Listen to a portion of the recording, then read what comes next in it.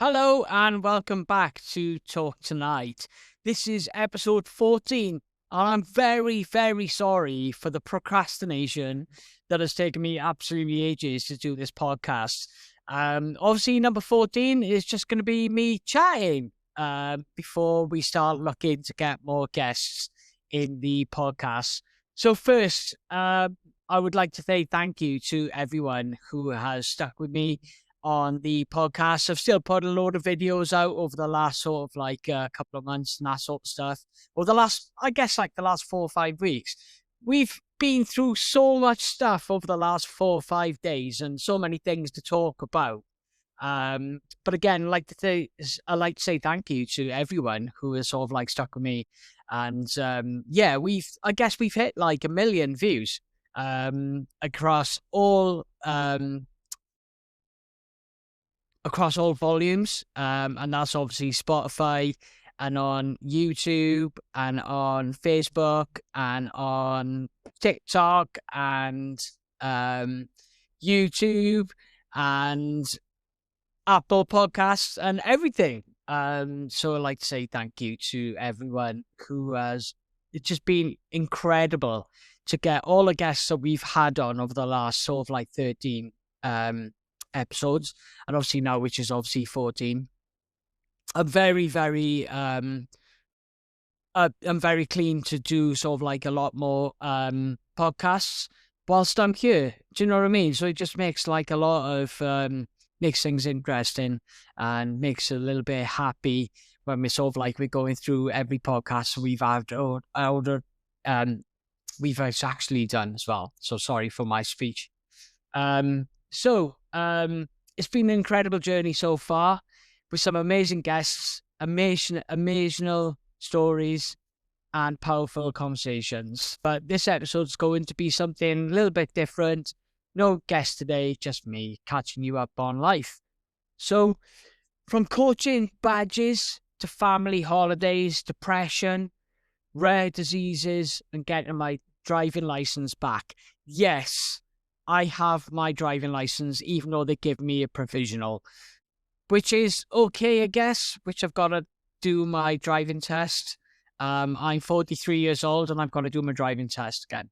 So anyway, thank you to the DVLA for that one, but we'll talk about that one in a little bit. So, a couple of months ago, I had the chance to go to Buckingham Palace, which not everyone has every single day. But we were given the opportunity to go to Buckingham Palace. That was in May time. And it was incredible. It was so many people from the military. There were so many people who have done through like charities. And a bit like myself, you know, I spent time in the Royal Navy. I'm very proud of my time in the Royal Navy, as everyone knows that I talk about. I still manage my kids that I dealt with in my time with military, and it's sort of like it's kind of one of those things that like sticks with you. And we've had a couple of guests on Talk Tonight as well, where we sort of like we talk about these sorts of things. So yeah, it was incredible. Like I said, the King was there on the day as well, and obviously the Queen as well. And we didn't get like that close to the King because it was so busy inside Buckingham Palace. We thought there'd be about like 700-800 people, but it actually turned out it was about 3,000, 4,000 people on the inside of Buckingham Palace. So we went right inside to Buckingham Palace, and we were very lucky because obviously I've got a blue badge, because obviously I need for my walk-in and that sort of stuff. So Cara deals with a lot of my paperwork and that sort of stuff. So I've got a blue badge. So we managed to get like right into Buckingham Palace. And Cara was it was just like, she had to do like this crazy driving inside Buckingham Palace. And I would say I will never go into bother Cara again about driving because she was pretty shit hard on the day. So yeah, Buckingham Palace was pretty awesome. I'll be honest, it was really, really good. And we were, like I said, we'd raised £250,000 for charity. And that was for mainly for military charities. So we did the Scotties, which is obviously a military charity. Obviously, we did for Heroes. We did that one as well. And obviously, then we did some charity work for the Lilly Foundation as well. So we'll talk about a little bit the Lilly Foundation and mitochondrial, just a little bit together during this this particular podcast. So yeah, Buckingham Palace was surreal, and like I said, we very lucky to do that. So that was pretty awesome. We did talk about that in some of the podcasts as well down the way, but yeah.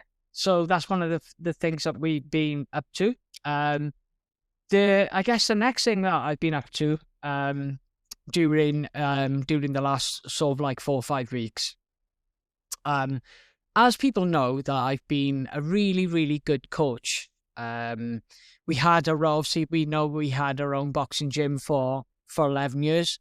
Holding pads, like I said, I boxed myself as well. And Cara boxed as well. And we had our own gym for pretty much for the best part of 11 years. And for whatever reason, I had some problems with my hands when I'm holding pads and that sort of stuff. It became like really, really hard for me to be able to coach boxers again to hold pads. So we got rid of the gym, but the gym obviously went over a period of time.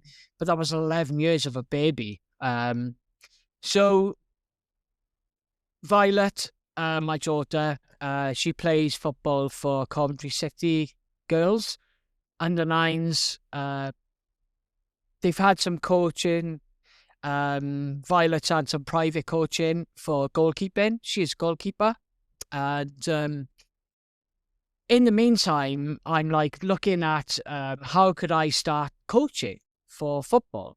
So when I'm doing a lot of these online courses, I'm looking at the opportunities for me to be a level 1 coach for the FA.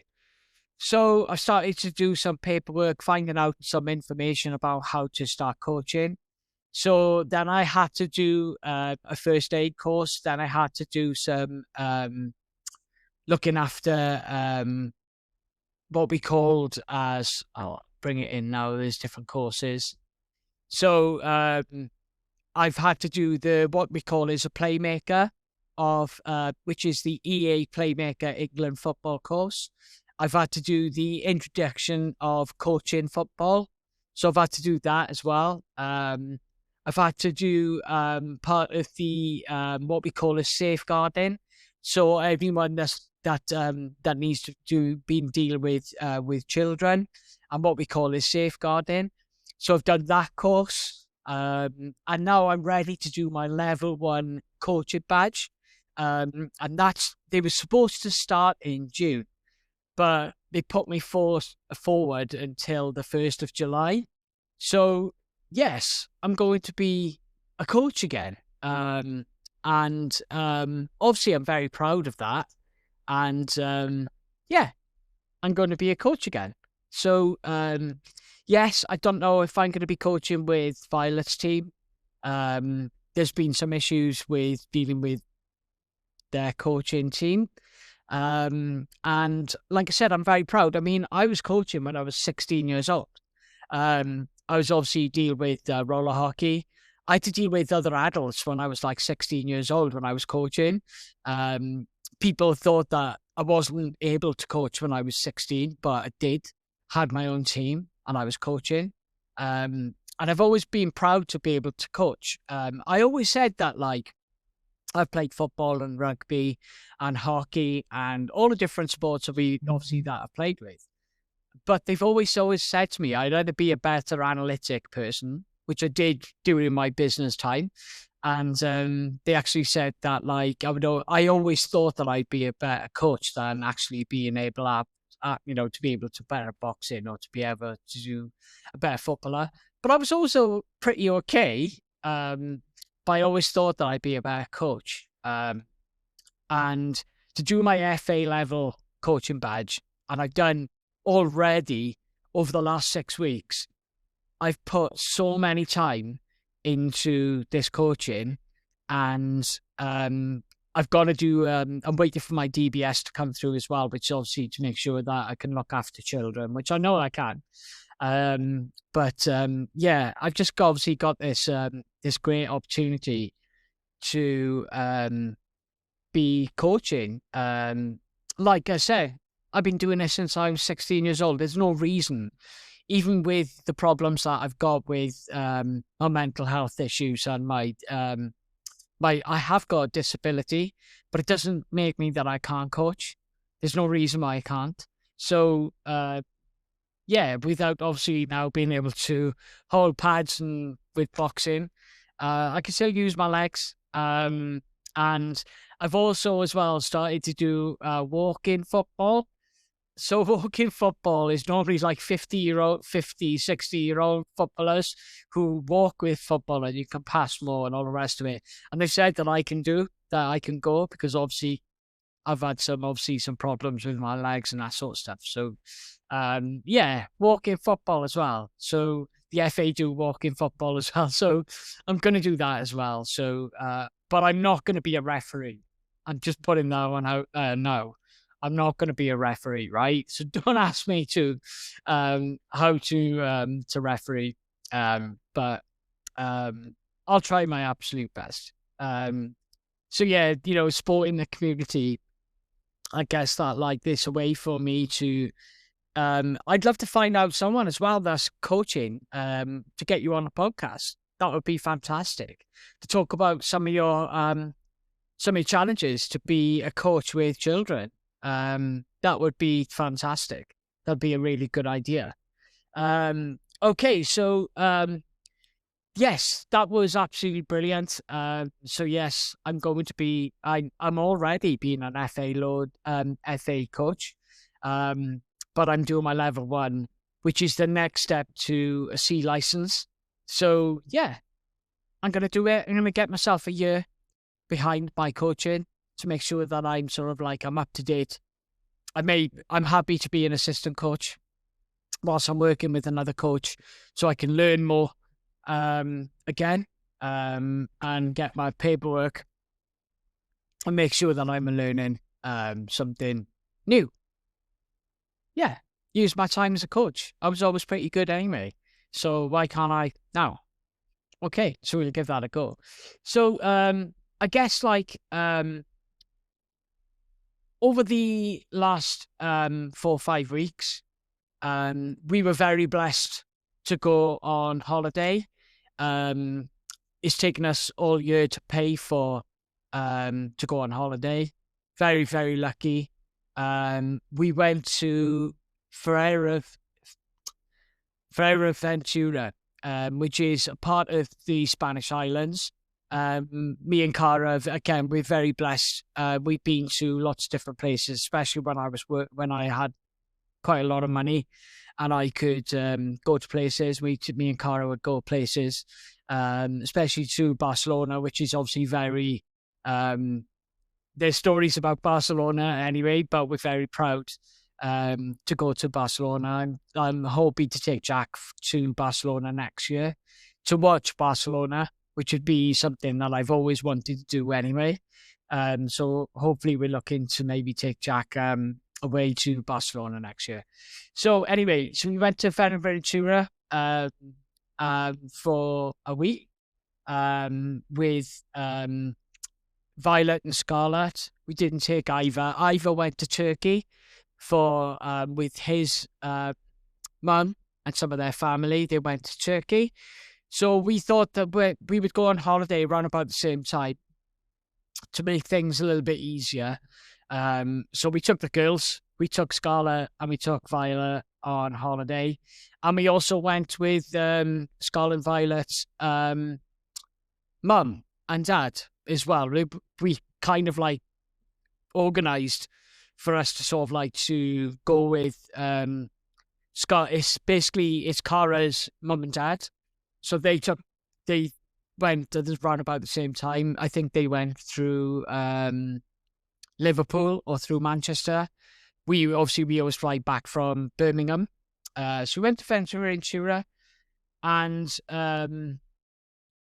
it was pretty good. But I had a fall when I was in the flat, and I had a fall, and I hit my head, which is great, isn't it? You go all the way on holiday, and I hit my head, and I'm okay, but I had a bit of a bruise, and all the rest of it. But I guess the rest of the holiday was pretty good. I guess with Fuerteventura, it's one of these places which are beautiful. Beautiful water, lots of places where you can have a walk around. It's not like Tenerife, where Tenerife is like quite. I mean, like say me and Cara have been to Tenerife, but we went to the nicest part, different part of Tenerife. But Fuerteventura is again, it's part of one of the Spanish islands. Very beautiful. It's very windy, but I don't mind about that sort of stuff. We'd be able to go for walks, and easy walks and that sort of stuff. So, and there was loads of little chipmunks. So the kids loved the chipmunks and getting out of the rock. And yeah, just obviously like, it was, sort of like lots of food to do. Me and Cara had a little bit of time together because obviously, their granddads, they came as well, so they helped a little bit as well with the holiday to make things a little bit easier. Even though the kids are like, they want everything.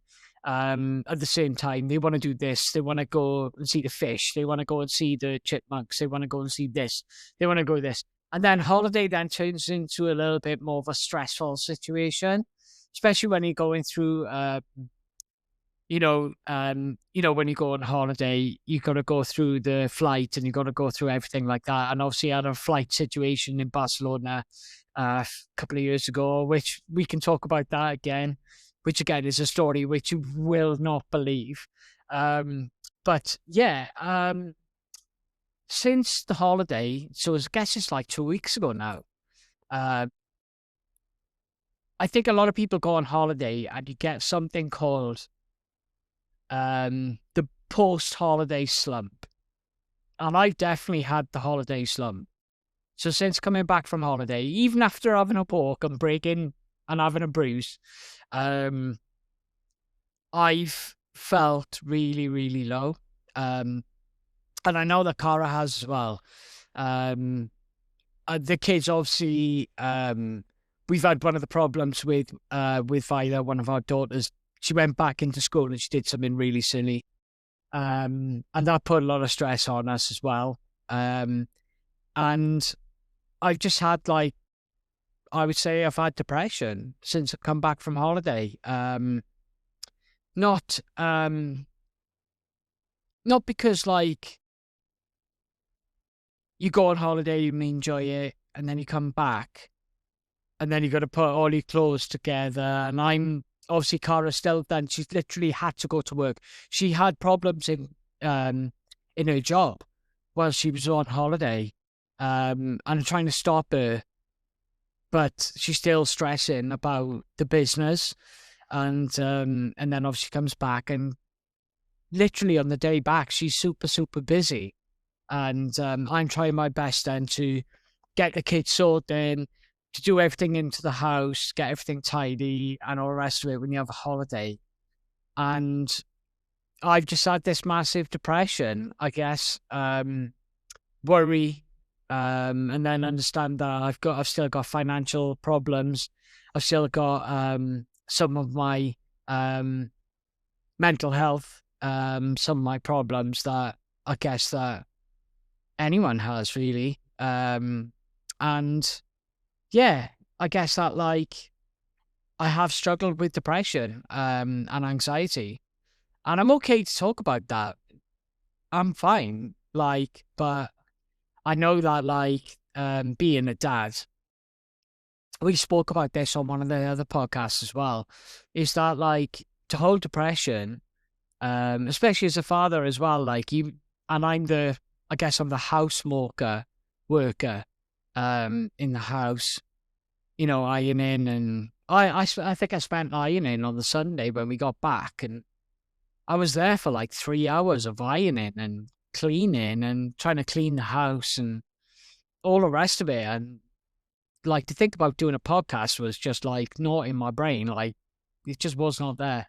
And the other thing as well, when I was doing through the FA coach, um, I was hoping that I could start my level 1 in June, and I was waiting. I had to keep checking that there was a problem with one of the courses that I was dealing with. It was the first aid course, and it was not working properly. So I was going through checking all the way the time during the holiday about my level 1 coach and it was like the first aid coach, which was more complex than any other course I was doing with. And I was worrying about that. And I know stupid as it was, but I was worrying about that.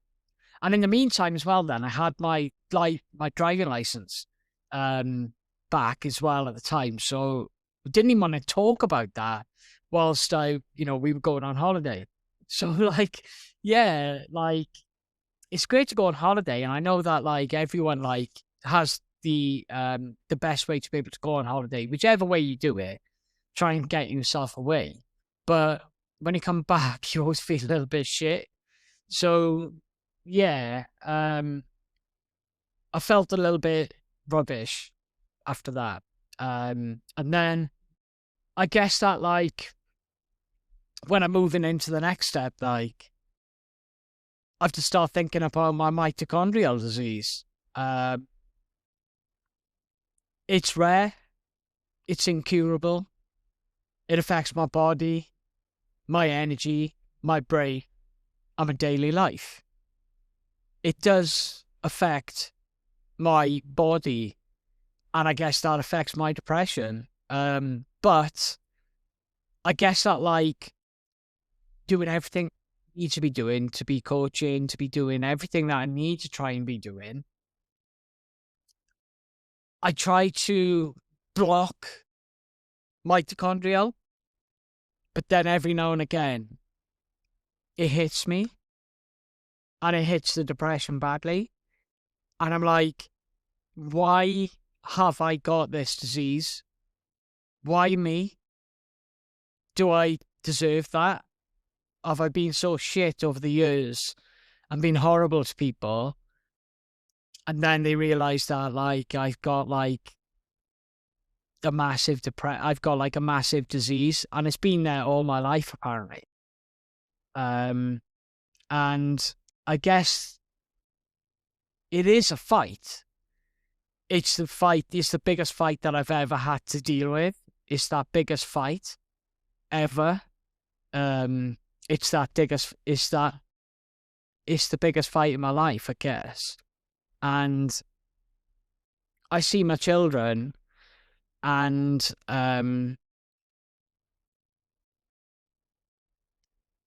it's hard. When you hope that you can be a granddad, you can make it to that. And I see that like Kara's granddad is a great granddad. He's 97 and he's had like a great life and he's done everything for his children. And I look at granddad and I obviously look at my own nan as well, like even though she's not in great health. She's 86, 87. She's not been in great health now, I would say, for like 4 or 5 years. And I look at my gran, and my mum is still looking after my gran all the time. And I worry for my mum.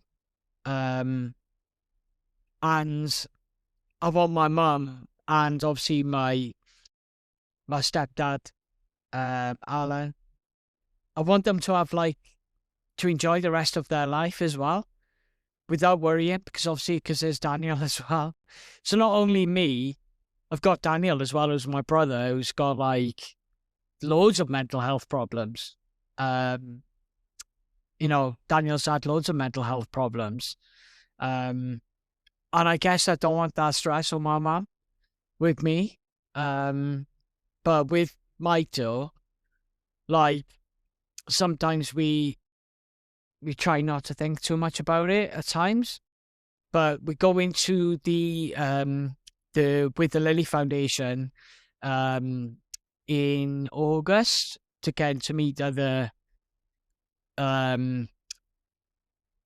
people who've got mitochondrial, so adults and families that have got mitochondrial disease or some issues that affect their day by day with mitochondrial disease. And I'm very blessed that the Lily Foundation have helped us. And they are an amazing charity, and we will put it on the list as well after this particular podcast. But yeah, it's been when I look back at it now, some of my depression is part of my of who I am. And I guess there's a lot of people out there in the same thing. If you need help with things like depression, anxiety, especially men, we hold our issues, we hold our shit, and we don't talk about it. Please take that time to sort of like to you can get in touch with me, you can get in touch with the Samaritans, you can get to loads of different charities as well, which can help you. Anyway, so let's talk about the next thing. Driving. This has been a massive challenge the last 3 years, especially when I had my speech problem and obviously my issue with my jaw. So we had to sort of like to load loads of paperwork back and forth to the DVLA to say that like I am able to drive. I know that I've got another issue as well. What I've got. So anyway, I've got like loads of paperwork, constant setbacks, and finally I'm back on the road. Well, Sakara sorted my insurance out the last couple of days, and I've got like a L, even though she's supposed to get me an L. And then obviously my car, which I've got a car, which is obviously, I've always drove automatic for a long time anyway. So my car, I've got like a Mini. It's been sat there for the last 2 years. It's sat there, and I've not drove it once. Not once. I haven't drove it once. But it's sitting there. So now I've got an L. I've got an L. And I've got, then obviously my phone, my car doesn't work. There we go. My car doesn't work. So like, after everything, the paperwork that I've got, obviously that I've got diabetes as well. So that was what I want to talk about as well. I've got my diabetes. So I've had that when I was 29. I've got diabetes, which is, I think that was affected with mitochondrial disease, but we won't go back about it now. But yes. So when I look at that now, I've got this piece, and then I'm going to have to do my provisional driving test. Do that. And then I have to do my driving test. I'm 43. But now I've got to do my driving test again. I'm 43. That is stressful. That is like a massive problem. So, yeah, I guess that's like, yeah, got it back. And then obviously my car don't work. And I've got an L. Well, I've not had the L yet, because Cara said she was going to get me one. But yeah, there we go. I'm waiting. She won't let me drive until I can put this L in. And then in the meantime, I'm gonna have to do some driving bits and bobs. But there we go. I'm happy. I guess I can drive.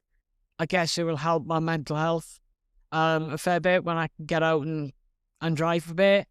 And that I would love to be able to be driving for the new football season. Makes sense. Makes completely sense. So yes, I'm gonna push myself, get my driving sorted, and then I'm happy to get myself sorted. So in the meantime as well, I've been back in the gym in the village. Me and Cara go at the same time. Go to the gym. It's the first time I've been in a gym for the last 2 years. Yes, some of it hurts. We there go for a nice swim and lots of different things in the gym that you can sort of like get involved. And yeah, it's taken me a little bit of time because I've had some problems with my left arm.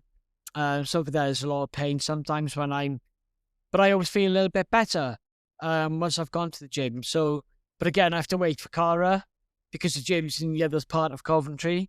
So I kind of like, I can't jump on as much as I mean, when I'm driving, I'd be able to jump by myself and I just go to the gym.